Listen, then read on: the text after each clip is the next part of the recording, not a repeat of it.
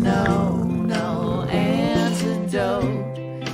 There is no antidote. There is no antidote. Most of us like a good comic story. We love superheroes, right? And we love the art that we see in DC and Marvel, all of those wonderful images. But the thing is, the story comes from the words. The story is where we get those justice arcs, that fight against patriarchy, where we can stand together, the good guys against the bad guys. So, who puts the kapow in comics? Well, it's the writers. Writers like Amanda Deibert. She has been in the business for a long time. She creates wonderful comics like Rocket and Groot, superheroes, Darkwing, but that's not all. She's written for Batman, Wonder Woman, and Star Wars universe too. So if you ask me, the real superheroes when it comes to comics are the writers. Amanda has wonderful graphic novels like Work for a Million, or more recently, Death Mask. And we all like those forensic titles, don't we here? We also know that she's come out with a kind of gratitude journal, so she sort of seems to have all the answers, or at least she thinks you do. Hi.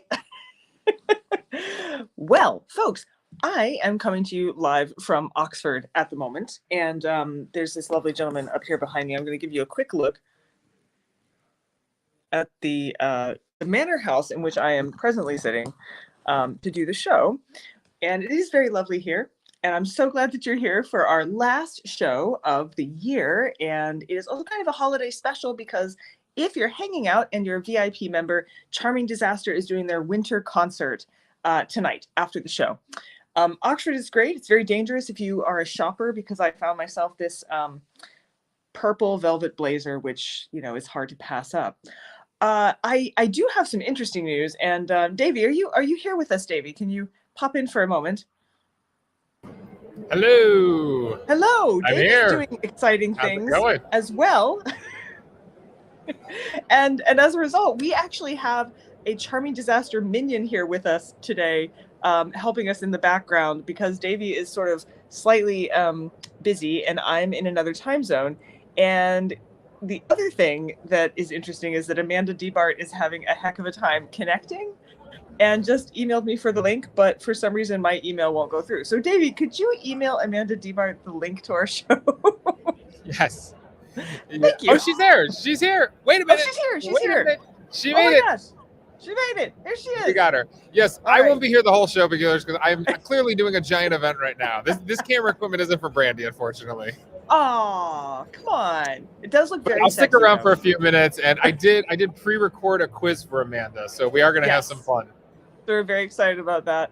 And I see there are some our lovely minion friend John in the background. You might have to, thank you. Yes, you have to put up some of our ubiquitous problems here. We've got Sarika and Tori is here, and I think I saw some other folks pop in. Because I'm on such a bad connection, I'm on my phone, and my phone doesn't allow me to do the comments at the same time. So that's why we have a peculiar minion in the back helping us out. So without further ado, allow us to introduce Amanda.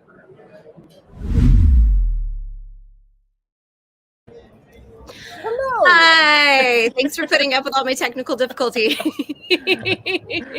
We're so glad to have you. Don't worry about it. I am literally in another country. I'm 5 hours ahead. I'm in the future. In fact, I'm dialing in from the future. How's the future looking for us? Tired. Okay. That tracks for me. I feel like that's an accurate prediction of my future as well. Yeah. You have much sparklier things behind you. Is that a swimming pool? It is. So I'm in Southern California, where even though it's December, it's still pretty warm. So very nice. So we're excited to have you on because you're our last show of the season. So this is actually kind of our holiday show, and as a result, the cocktail that we chose for you is rather holiday themed as well. Oh, we've got Randy's here too. I'm seeing some people wave. So we have peculiars in the house, and they're going to be asking you some questions and talking to you. And we couldn't choose, so we just talked about a whole bunch of your books, including your gratitude journal, which we think is amazing too. So everything's up for grabs. We have no idea what kind of questions are going to be Oh, asked. I love it. That's great. It's going to be fun. Yes, it has been a while. So we only had one show in November. We've only got one show in December. And so most of the time we have 2 a month, and we're all sort of feeling withdrawal symptoms from not seeing one another. It's great. Wow. Even talking is interesting 5 hours in the future. Oh, well, I do this to my own guests, though. We have several guests from the UK who join us, and, It's a very Marco Rubio moment for you there, Brandy. I just have that. I hope I look better in a hat than he does.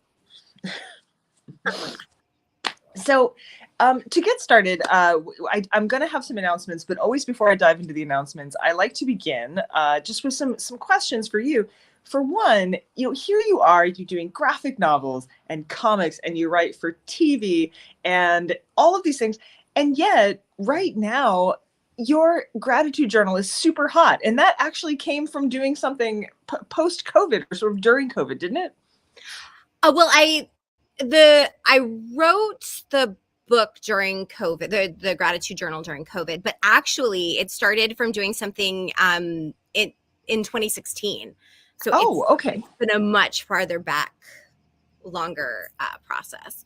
I started asking questions on what was then Twitter, where things were feeling kind of dark and bleak, and then just continue to get darker and bleaker over the years. That's what we learned. Yeah.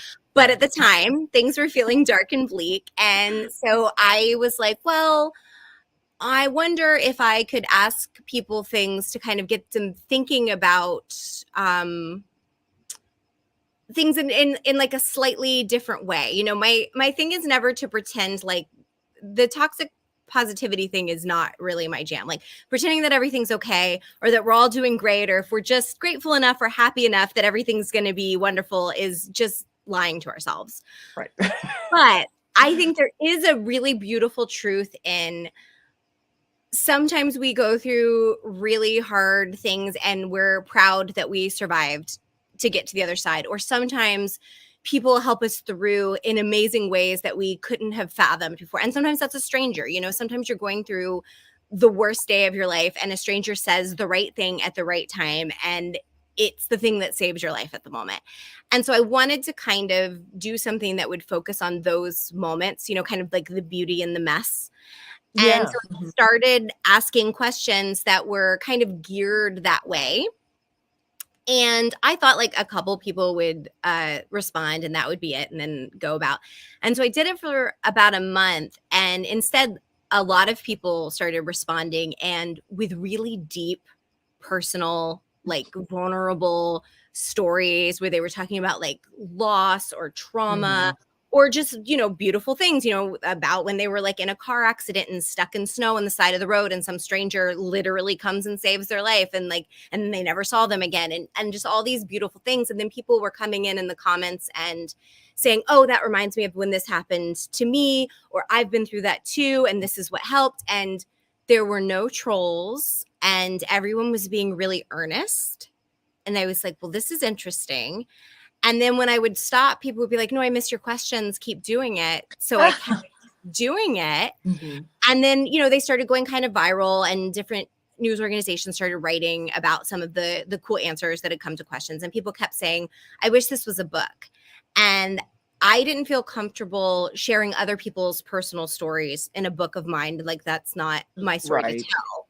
And so what I came up with instead was I never shared my answers on the threads because I didn't want to take over them. So what I did was I kind of grouped questions into 12 themes, one for every month in a year.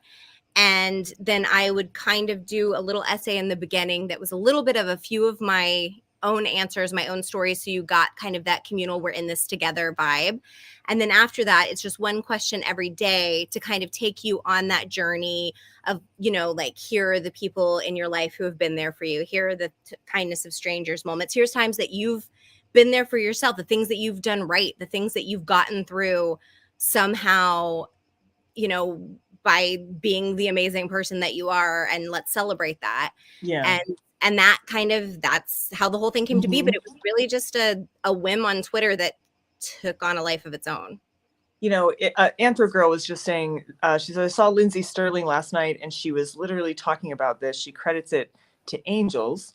There it is. And Rebecca Gibson said she loves Lindsay Sterling.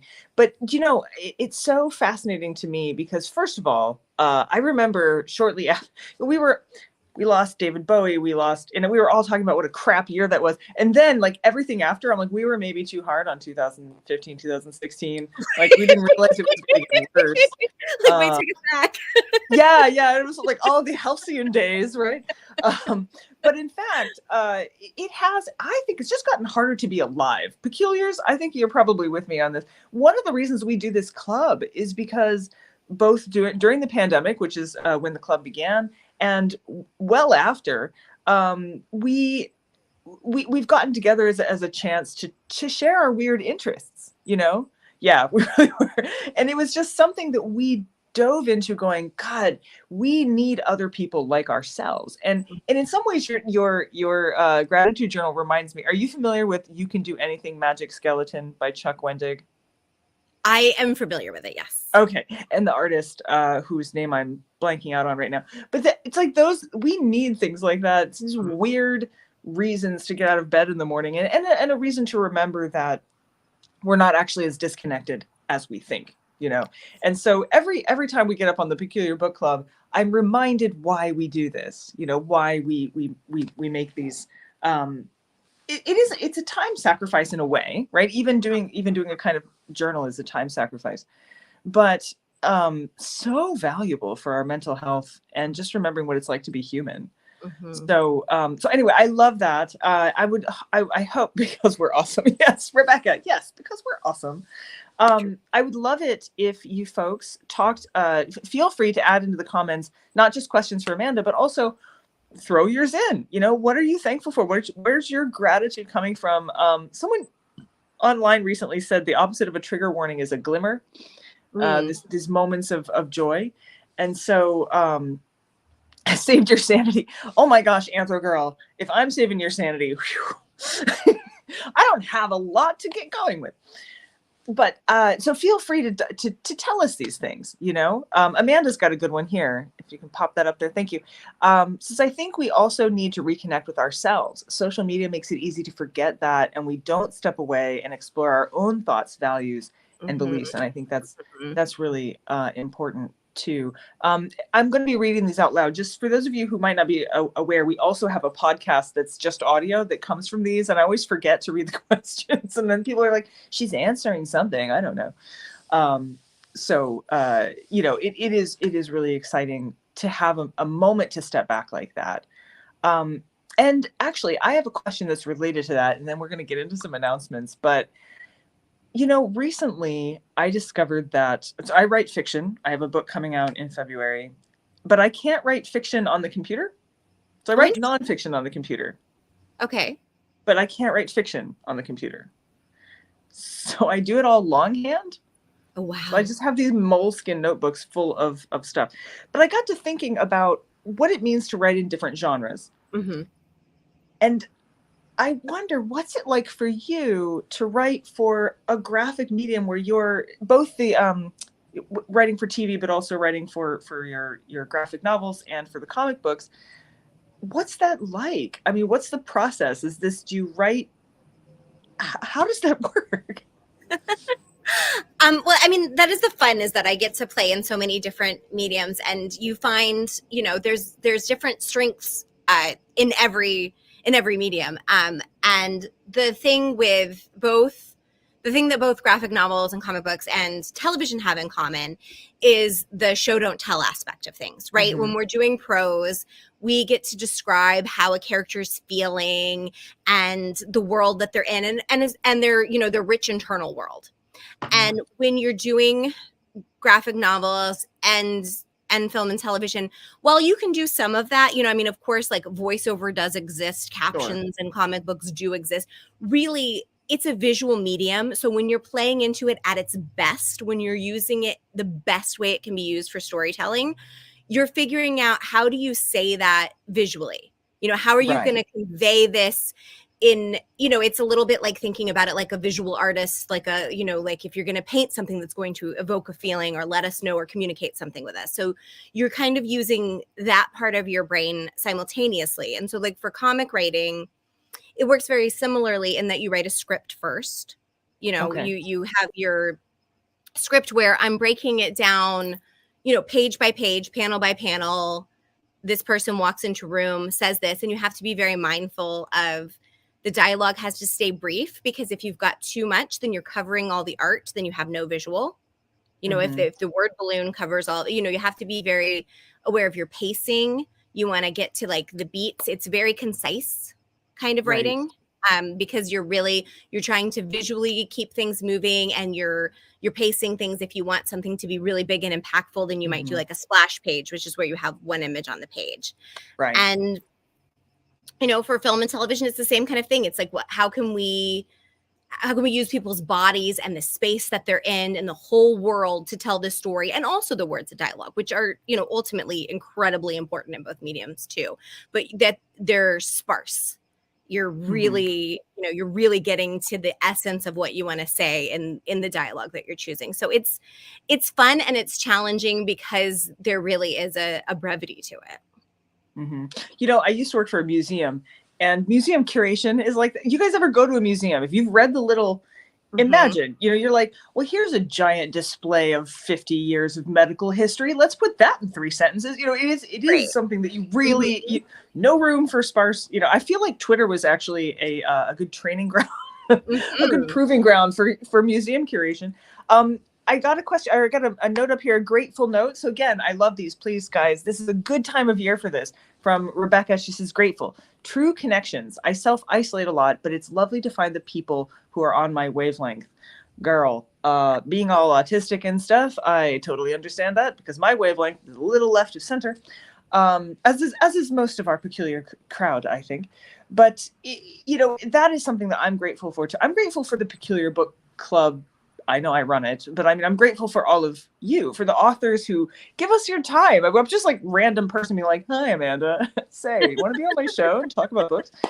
And here you are, So it is fascinating and fantastic. Two of you, Rebecca and Anthro Girl, are having this conversation back and forth about how they think I actually write everything all the time longhand. Well, okay, I write a lot of things longhand, but I did not. Research books require a lot more. So I tend to actually do those on the computer. So, but it's okay. I don't mean to disappoint. I write a lot. I actually have to justify owning 12 fountain pens, and that's one way I do it is by. I recently found out that Neil Gaiman also writes longhand, apparently, and now I feel like I didn't know that before. So now I feel like. I mean, like, you can't argue with what works, and his stuff works. So. His stuff works. I don't think my stuff works in quite the same way, but that's okay. I do always start longhand with my notes. Like when I'm trying to figure out whether it's fiction, nonfiction, video games, TV, whatever, I tend to always start with a notebook. And I think my brain works the best when there's something about the process of writing that helps me figure out what I'm doing. I mean, when I'm really in it, then I'm on my laptop. But when I'm still figuring out what I want to say, I have to do that part. Yeah. There's actually some scientific discussion behind that. Anther Girl says, I think a lot of authors do, it just isn't talked about. There's some scientific backing for that mnemonically we behave different parts of your brain light up when you're using your hands as opposed to just, well, okay, I don't type with my nose, but it is different. It is different. Yeah. You're forming the words with your hands. So before I get all off track here, let's jump into announcements because we have a few of them. The first one is I always like to remind all of you that there are lots of ways to connect with us. And one of the things that we do, by the way, if you're watching right now and you're noticing comments popping up on the screen, you can add comments too. You want to choose the live comments rather than the, because I think there's 2 different versions for some reason, but the live comments keep you updated on what's actually happening. And you can participate. You can ask Amanda questions about Darkwing Duck or, Wonder Woman or HeMan. And you can ask her questions about the gratitude journal. I would love to hear more of you talk about what's mattered to you this year in terms of being grateful, because gosh, I can't believe it, but we're almost out of this year and headed right into 2024 like a freight train.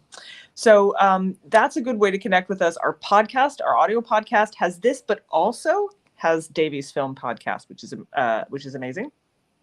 And we there's other ways to connect with. Gosh, it's really late here. Newsletter, yeah, you should sign up for a newsletter because that's how we send our links out to you. So that's good. Next slide. My brain's farting out on me here. Oh yeah, we would love it if you joined us as one of our VIPs. If you are a VIP, then right after the show tonight is Charming Disaster, and Charming Disaster is amazing. They are doing their winter concert for us. And you get to chat live with them there too. They're going to do little snippets. It's almost going to be like a little, you'll get some information. They're going to do sort of mini TED Talks around their songs. It's going to be fantastic. Follow the show tonight if you're a VIP supporting member. The other thing that it does is it allows us to pay our musicians and other artists and people who contribute to the show so that we can keep going to support all of this wonderful content. Next year, all VIPs will be the ones who have access to what we call authors hosting authors. And that means Mary Roach is going to come on and be a guest host. She'll be in the Brandy seat. Lindsay's going to be in the Brandy seat at one point, Deborah Blum. So it's going to be really great. They're interviewing their favorite authors. We're going to have Cory Doctorow on. We're going to have Daniel Cross on. Lots of good people this year. So please do sign up for the. Also, it just makes me able to keep my lights on, which is always really good as well. Join us. It's cool. Next slide. Oh yeah, if you want our merch, it is up on Spreadshop.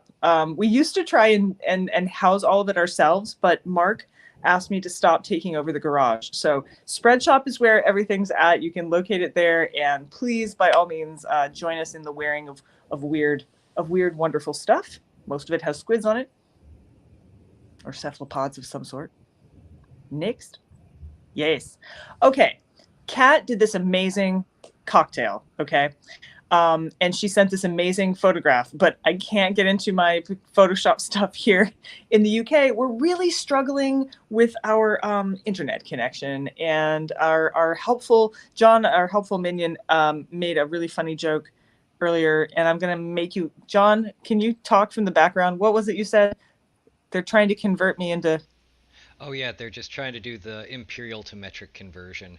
That's the problem that we're suffering from right here. Yeah. So anyway, I couldn't get it done, but the cocktail is fantastic, and it's got advocat, which I didn't even know anything about until this cocktail recipe. Apparently, it's like eggnog, but it's not. It's more like custard, and it's amazing. And the winning cocktail name was Devil's Advocat. I don't even know if I'm pronouncing that right, but I love it. But Amanda, this is your book cocktail. For all the wonderful things that you do, and it's very tasty. Avocado is good on its own too, but the cocktail really kind of spices it up a little bit. So next is your Davy. Is the next one your podcast slide? Oh, we might have lost Davy. It is. Okay. Yes, it is.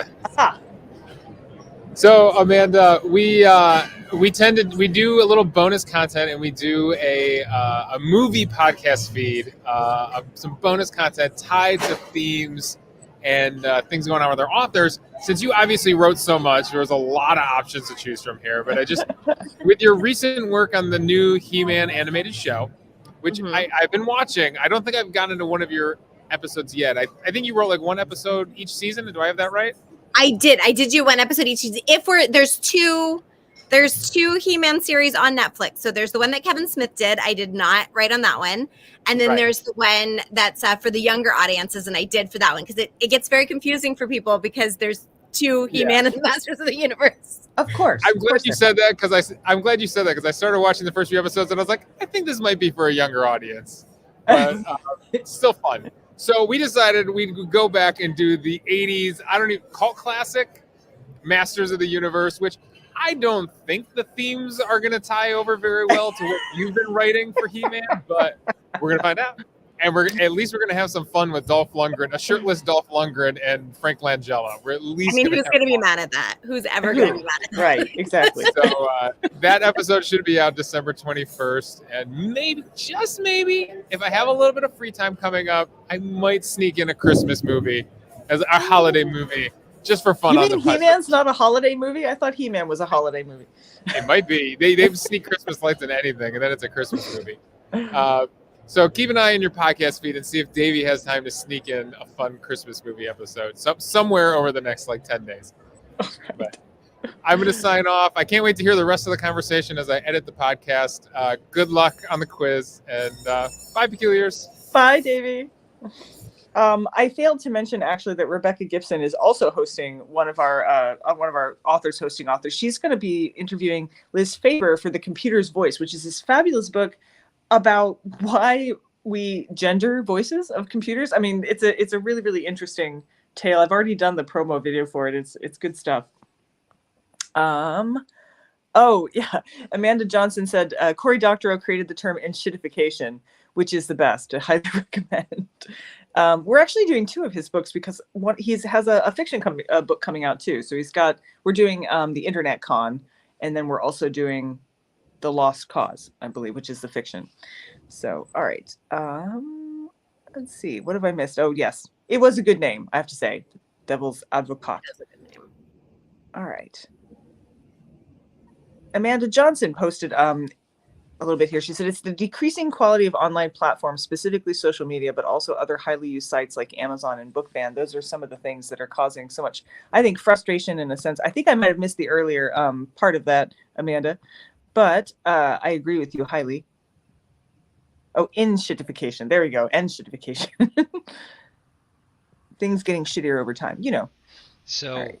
Part of the thing with enshittification is that there are a bunch of services that people start to use and they love it, like Twitter or Amazon or Netflix. And as it gains more popularity, they're just burning through all sorts of money, and then they start making the business decisions that make the service worse for the people that actually use it. Right. Yes. And that's true. Actually, I mean, it is especially and particularly true of social media platforms and some of the other things he talks about in the Internet Con.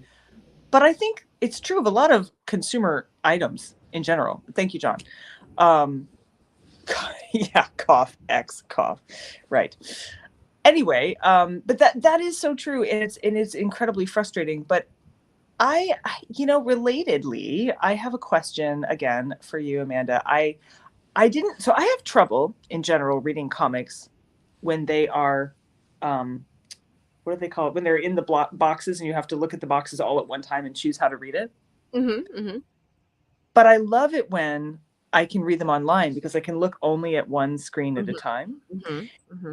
How do you approach that as a writer? Do you actually, are you part of how you choose where the text appears? So when I'm writing it, it is me going panel by panel. So not choosing where exactly the text is placed is the job of the person called the letterer. And that is the person who literally takes the dialogue and puts it into the word bubbles. And then part of their job is the placement of those word bubbles. But what I am responsible for is when I'm writing, knowing what word of dialogue is going to go in which panel. And sometimes after the art's done, that can change. I might look at it and then go, you know what, now with this, we're getting this emotionally, so we don't need that line of dialogue, or we should move that here because of the way this is being portrayed. So there is a little bit of after the fact looking at things and realigning them or giving notes. But for the most part, I'm not in charge of the literal placement of it. But I am thinking about the placement and how many, the pacing and how many panels are on a page and that kind of thing. Pacement is actually a good word. Pacement. If it was a word, it would be a good word. I think you actually can score in Scrabble with that. Pacement, I think you can. I think we can throw that one in there, frankly. Pacement. I like it. And then depending on where you were doing it, you could pacement in the basement. You could pacement in spacement. I'm going to stop now. It's really late and I get a little slap happy as we Love go. it. I didn't even drink this time, you guys, because I thought, no, that would be bad. Tired, jet lag, and alcohol. Not a good idea. So I have to ask, because I'm sure this is an unfair question, but I'm going to ask anyway, because everybody asks me too, is what do you enjoy working on most? I mean, look at I was looking at your oeuvre here, and we've got children's comics, and we've got like super dark adult graphic novels, and we have Darkwing Duck. I love Darkwing Duck, by the way. So it's breadth. Where is Amanda on the spectrum of things that Amanda writes? That's a great question and a hard one, because the thing is, the true answer is that I love all of it, and I feel very fortunate that I get to play in so many different worlds, because it feels really fun and satisfying for my brain when I'm doing some very dark horror comic, and I need a break from that very dark side of my brain. It's fun to then jump into the middle grade, children's superhero fun stuff, funny stuff. Suddenly Rocket and Groot are doing something zany. So for me, I like playing in all of them. I think the most authentically me is probably the gratitude journal, honestly. Okay. Yeah. That's so much of me, and who I am at my core is in that. But it's all me. I mean, it's all stuff that I enjoy. I feel very lucky because I have been all over the place. I mean, my career doesn't make a lot of sense on paper if you look at it as a list of items, but it's all been a great time. Right. Rebecca Gibson said, who doesn't love Darkwing Duck? If not, you're dead inside. I do love me some Darkwing Duck. He's great. I like Robo-Duck too, but Darkwing is my, I'm a Batman fan, so it kind of makes sense. You know what? You just said something that I think makes a lot of sense to me, but also just to the theme of our little weird conglomerate here at the Peculiar Book Club, which is, we are not singular. I think that's another problem with social media, is this expectation that you have, like, I mean, I'm an author, and I'm told all the time that I need a brand, right? Like, oh, what's your brand? What's your avatar? But we're not like that, are we? Right. We're not like that. We have breadth. Most of you have come along to the journey, despite the fact that we mostly do nonfiction and science and things like that, have joined us for the mystery fiction, we had Stephen Gallagher on for screenwriting. We're talking to you about comics and graphic novels and gratitude journals. I think that's not just, I could say it's peculiar, but I think it's actually normal and healthy that we have this breadth. And I think society is always trying to put us in these in small boxes, and small boxes frequently are just imaginary. I mean, like gender, but are imaginary and much more explosive than that. We do, like you said, you sort of chose categories for your gratitude journal for the 12 months. And we have categories here at the Peculiar Book Club too. We every year I try to pick like some mystery, some medical history, some weird facts, some natural history, some, we have these sort of categories that are intended to be breadth, because the only brand that really works for me is this idea that something is peculiar, and peculiar is a pretty big umbrella.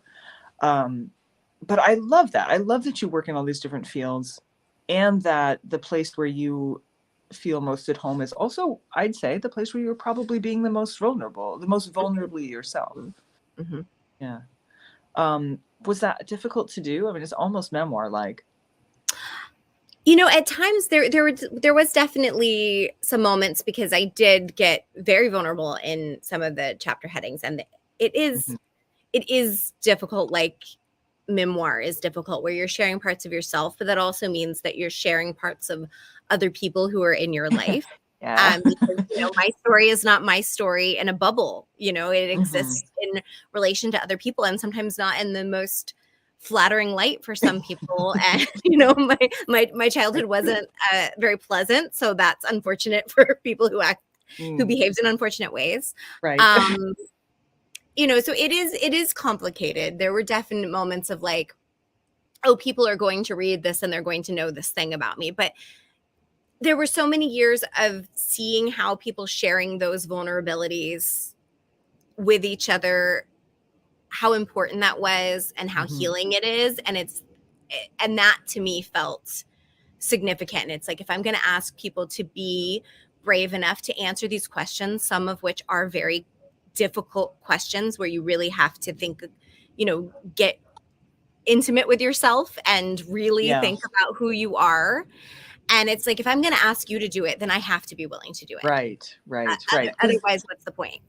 Representation is that's why representation is so critical. Amanda Johnson said, I despise branding. Capitalism keeps trying to convince us that marketing is everything. Girl, preach. I got a book coming out. Rebecca Gibson said, if people want good stories told about them, they should behave better. And Amanda said, thanks to Anne Lamott.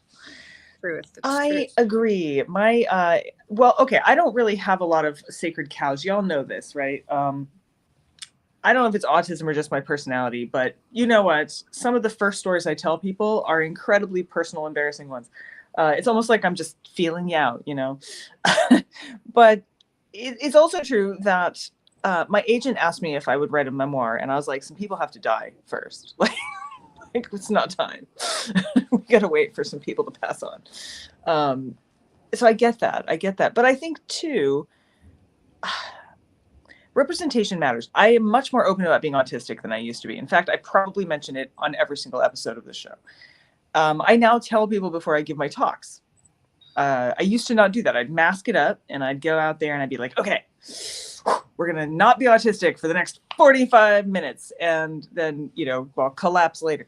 I didn't do that anymore. The last talk I gave, I announced before I started that I was autistic and, was sort of saying like this, you're going to, certain behaviors are a thing and you're just going to see them because I don't hide them anymore. Mm-hmm. And after the show, I had this little line of people. And first of all, apparently there's a lot more autistic people around than I realized. So this little line of people came up to thank me for doing that. And I think, we're so terrified of vulnerability, of people thinking that we're going to be weak or something, but to share something vulnerable is an incredible strength. And I think your gratitude journal it's interesting. It's called a gratitude journal, but I feel like it's much, there's that word is, doesn't quite cover what you really do with it, mm-hmm. which is a lot of self-reflection. Mm-hmm. Mm-hmm. Yeah, I agree. It's a little bit of a limiting term, but it's also, again, we get into like branding and all these kind of things. You need mm-hmm. a catch-all where people know what you're talking about and it becomes that. But, much like us, it's more complex than that when you get under the surface. Yes. So complex. We're also complex. Amanda Johnson said, in the book world, it's terrible. Girl, I know. I've learned so much about the wild things that authors are supposed to do in addition to creating these wonderful books, and it makes people do the worst shit. You got it. It is really difficult. One of the reasons we do this show, this all started because I actually wrote an article called "The Book Launch is Dead, Long Live the Launch," and it's all about the fact that we were already expected to do all these things. Then COVID happened, and it felt very much like publishers just sort of like pitched you out there like, good luck. And it is so exhausting. And I thought, well, we really do need to have a way to connect where we're heads, where stuff's fun and you can communicate and you guys can be part of the show. And authors are not treated as some sort of weird other way out there in the stratosphere, but just other people, and we have this community. I think that's been really, really valuable. Not just to me, but also to help support other authors so that it's not so much of a burden on them all the time to support and promote their work. Speaking of doing fun stuff, I just noticed the time. It is time for us to have our musical interlude. And regulars will recognize that we have the peculiar in the field. And this is Cord Ravenswood. He's our peculiar in the field. And he goes far and then farther, as he likes to tell us. So he is doing our music tonight in homage to the comic world. And so thank you, John. You can cue that up for us.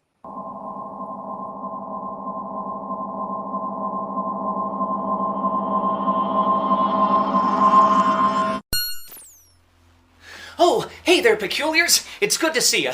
As always, I'm Cord Ravenswood. You're peculiar in the field, going far and then farther. And just recently, I've gotten myself into a little bit of an archaeological pickle. See, I was over at the Museum of Cryptozoological Toenail Clippings and Ancient Agriculture, and I saw a shimmering image off down one of the aisles. It was going...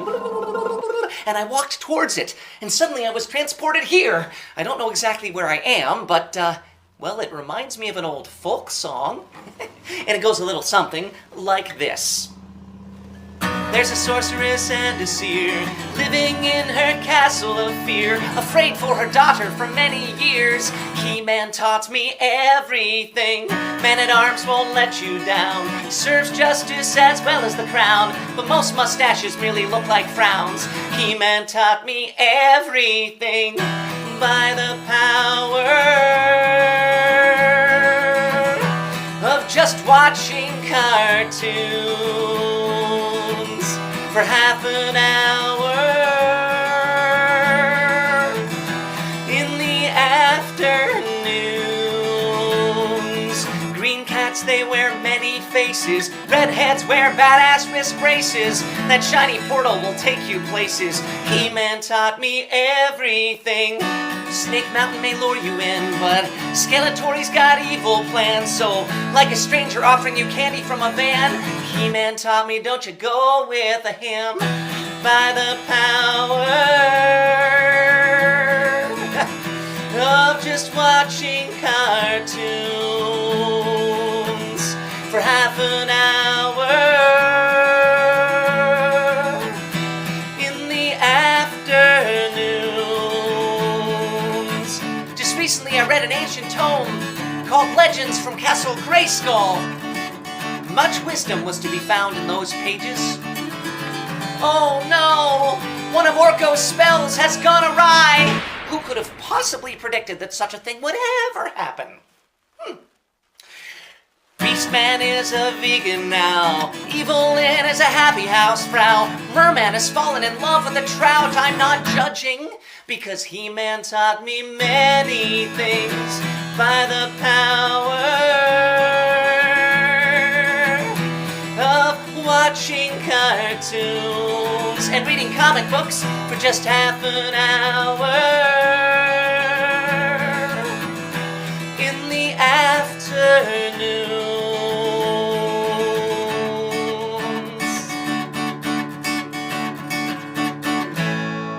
Has anybody seen Prince Adam? Maybe he'll know what to do. Well, until next time, Peculiars, as always, I'm Cord Ravenswood. You're peculiar in the field, going far and then farther. Toodaloo. Adam!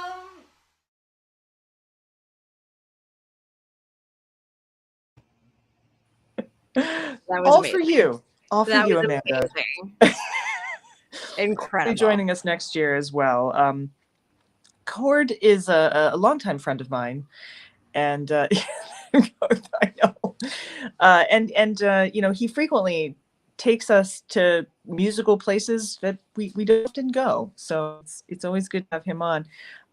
Charming Disaster is often the ones who perform the songs for our show, but since they are doing a you just saw a HeMan sweater? I want a HeMan sweater, but I just want the like pecs. You know, so I have muscles. It'll just be my head for top of it. Sorry, got off track. What I would like to do now, if we can, is talk a little bit about how comics and how can we be gratitude? How we can, guys, I'm failing up here. Sorry, tired.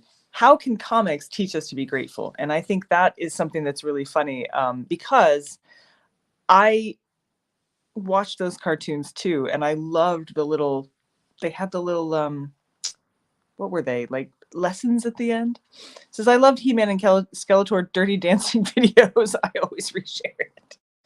Uh-oh. John, did we lose our author? Oh no. We may have. We may have. Oh dear. She was having some connection issues as well. So you know, morals, that's what those words are called. Do you have any idea how long I've been awake, people? In metric or standard hours? Is there a third option? Sidereal? Maybe. I was thinking earlier today that it's not that my body has jet lag. Jet lag would be actually thinking that it's still 5 hours earlier. It's that instead of feeling like it's 5 hours earlier, I feel like it's next week on a Tuesday. It's like I've gotten very scrambled this particular trip.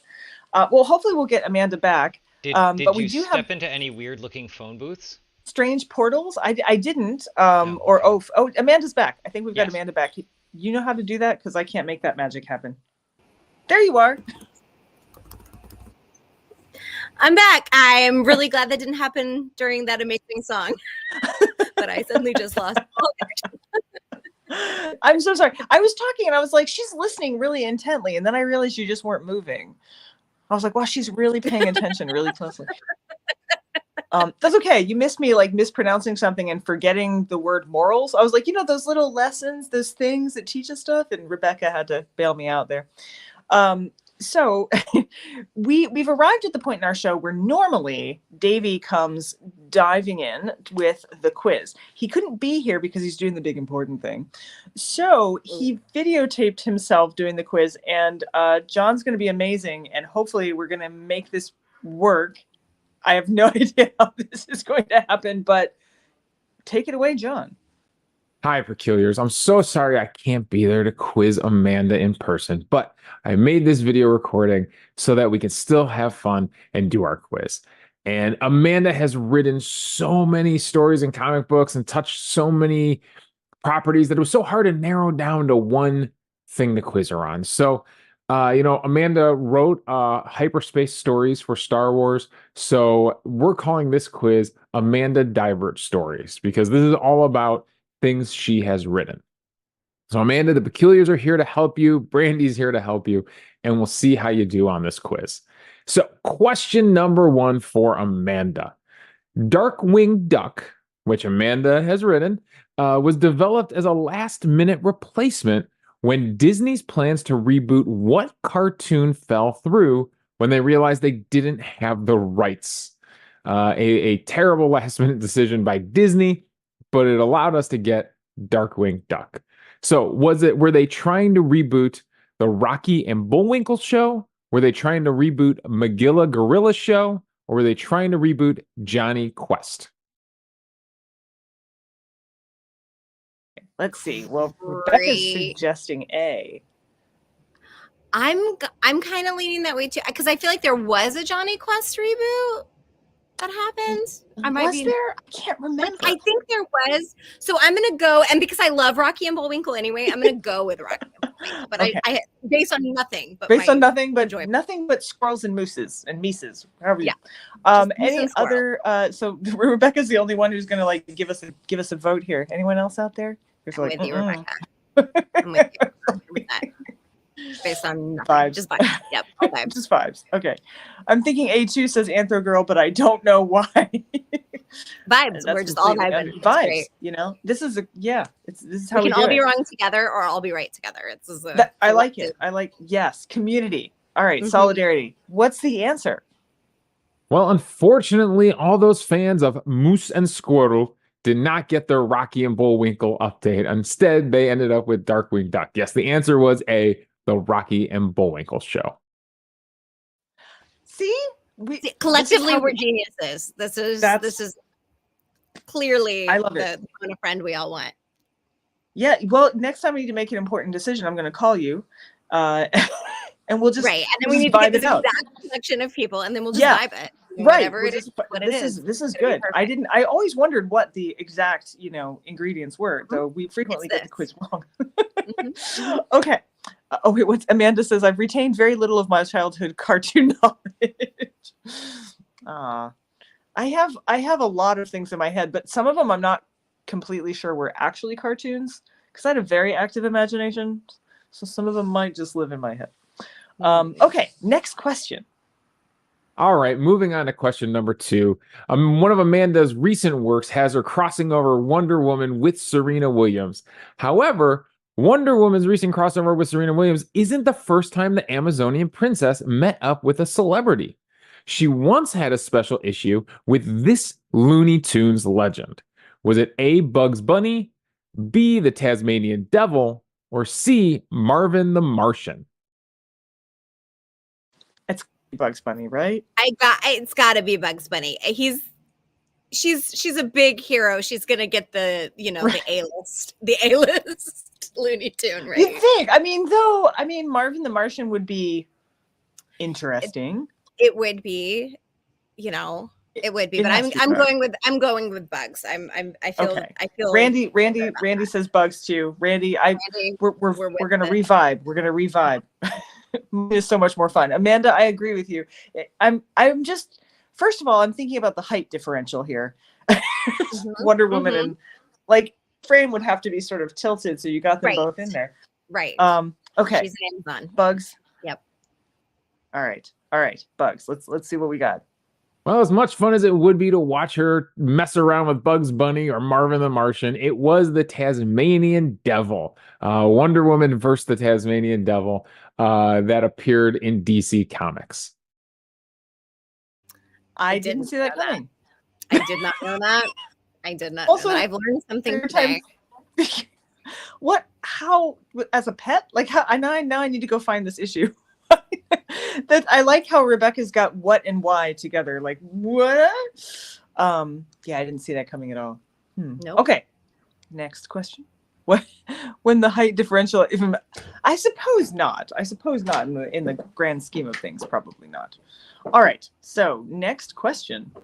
All right, question number 3. Another fun comic that Amanda has written. We're going to be talking about Rocket and Groot from Guardians of the Galaxy. However, before he was hanging out with Rocket Raccoon, Groot was making his first appearance in Tales to Astonish Volume 13, where he declared, "Behold, I am Groot, the Invincible, who blank.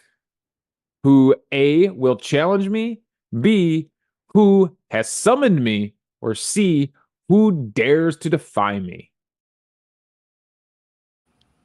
Amanda? I'm gonna go with B based on nothing. Based on nothing again. Like I didn't know he ever said anything more than "I am Groot." I also did not know that, and I literally wrote an entire graphic novel with him. But I'm going with B. I am. Going with B? Randy's going with B? Yeah, Randy's with you. All right. B, Rebecca says, if only because that sounds more Groot-like. What was B again? Wait, I've lost it. What was B?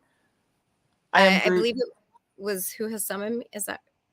Nope, that's the wrong one. No, that's not. That's the last time I was wrong. Oops. Oh, we know the answer. I'm going with C. It's try me, guys. I just have a feeling. I'm gonna go now. I think. I feel. C. Just. Yeah, it's the vibe. It's the vibe. Mm-hmm. It is a vibe going on. Yeah. All right, let's hear it. Yes, right there on the cover of Tales to Astonish Volume 13, Groot declares, "Behold, I am Groot the Invincible. Who dares to defy me?" The answer was C. Well, thank you so much, Amanda, for playing our game. Thank you for being on the show. I'm sorry I couldn't be there the whole time. And I guess the only thing left to say is, I am Groot. Though Rebecca says apparently he said we are Groot. He does say we are Groot. He does say we are Groot when he's, saving everybody in his. We are Groot. I am Groot. He says, I am Groot. We are Groot. That's all you need. How many sentences do you really need to say in life? I mean, I can say "this is the way" in a number of different and mean a lot of different things. Exactly. That's become that's a very good tagline, actually. Well, that was fun. I didn't see any of that coming. Well, we are actually really close to the end of our show here. We've only got about 5 minutes left. I would love it if you guys put any last-minute questions, last-minute comments, or last-minute things that you're grateful for. I suppose I should ask you, what was 12th month? What was the 12th month theme? The theme for this month was it was kind of like the holidays, getting through them, making them what you need and want them to be, as opposed to what the pressure of life tells you that they should be. And then also maybe, making some space to remember favorite, treasured memories and traditions that you do want to carry on, because the nice thing about it is like holidays can be whatever we want them to be, and they can also, we don't have to keep any of the traditions that aren't serving us. So like the real concept of that is like remembering that this time can be filled with a lot of expectations, a lot of pressure, a lot of feelings, a lot of grieving, a lot of missing things or wanting things to be something that maybe they never were. And just having space for all of that and remembering that you only have to hang on to the parts that work for you now. Yeah, that's beautiful. I have a stupid joke to go along with that. I love that. So, all right. So there's a woman and a man, and they get married, and it's their first Christmas together. And before she puts the ham in the oven, she cuts the end off the ham. And then she puts it in the oven. The husband says, "Why did you cut the end off the ham?" And she says, "Well, my mom always did." So he's like, "All right, I'm going to ask the mom." Next time they're over at the mother-in-law's house, he says, I got to know, why do you cut the end off the Christmas ham? And she says, "Well, my grandmother always, or my mother always did that." Oh, my mother is. So he's like, "I got to ask the grandmother." Okay. So he goes to grandma and he says, "Tell me, why do you always cut the end off the ham?" And she said, "Well, my oven was so small." Sometimes we stick to things that aren't actually all that useful or that maybe don't even have a reason to be. So Amanda Johnson says, give yourself permission, I think, to make your own holiday. No need to follow along with what's been drilled into you. And I think that's so true. Brandy says, "I'm so glad we all, well, where it is. Oh, no. There you go. I'm glad we all got together tonight. It seems like it's been quite a long time. It has been. And I won't see you guys again until January. But that was beautiful. And I think about that all the time. I find holidays extremely stressful and not very well geared towards anyone with neurodivergent tendencies. So it can be a really rough time. And I guess I'd like to end by saying to all of you that I'm grateful for you. I'm grateful for you as you are, because as we always say, if you're weird, you're family here. And there is no reason to pretend to be anything else when you're here with the Peculiar Book Club, because we love you. So thank you for joining us. I hope you all have an absolutely fabulous, fabulous holiday. Amanda, thank you for your generosity in being with us. And I hope you'll all stick around, because at 8 o'clock, here in just a few minutes, our winter concert will begin with Charming Disaster. Mwah! Hope to see you all next year. Oh, well, thank you. She says, "We're grateful for you, Brandy, and each other. We love you too." Good night, all. Thank you for coming to a place where, if you're weird, you're family.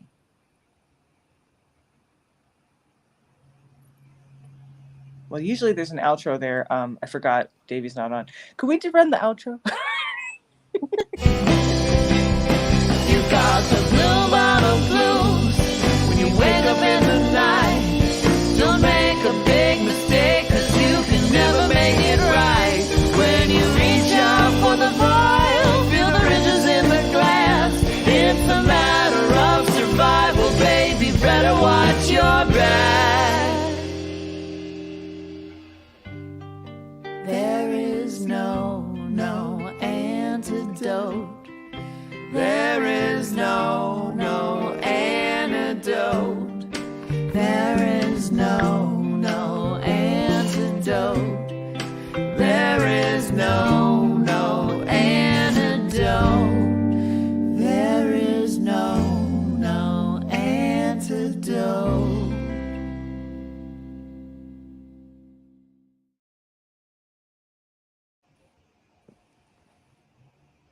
And are we offline or are we still online? Are we good? I think we're still online. How do we turn that off? John, are you still with me?